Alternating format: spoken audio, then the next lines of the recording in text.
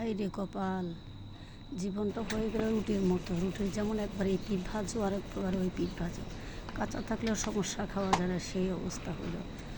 রাত পোহাইলেই রুটি বেলা বেলি, কী এক শান্তি, মরার আগ পর্যন্ত রুটি বেলার রক্ষা নাই।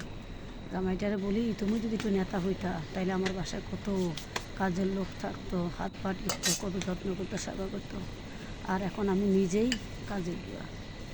জামাইটা যদি নেতা হইতো, আজ বাড়ি গাড়ি সব কিছু করতে পারতাম এবং লম্বা লম্বা লেকচার মারতে পারতাম, হেঁটে হেঁটে বড় বড় গল্প করতে পারতাম। সোনা দানা পেয়েছা আমি 10 টাকা 20 টাকা 1000 টাকা জমা করে, কোটি টাকা জমা করেছি, বাড়ি গাড়ি করছি, ভয়ে কেউ কিছু বলতো না। পিছনে যে যা খুশি করো, খালি দেখ, মন যা চাই তা করো, সমস্যা নেই। সামনে তো কেউ কিছু বলতো না, বললেই তো এটা ঘ্যাট করে কামড় মারা হইতো। কামড়ের ভরে বিষের জ্বালায় কেউ কিছু বলতো না। জামাইটা নেতাও হইলো না, এটারা বলি কী করো চাকরি, তাহলে মসজিদে যা, নামাজ যাওয়া, ডিউটি করে আল্লাহর ডাকো, আল্লাহ ভরসা ঠিক হয়ে যাবে, নেতার দরকার নাই, হারাম টাকাও খাওয়ার কাম নেই। যেভাবে আছি আলহামদুলিল্লাহ, সত্যি আসলে বাড়ি গাড়ি না করলেও আলহামদুলিল্লাহ, সত্যি সব মিলিয়ে অনেক ভালো আছে আলহামদুলিল্লাহ।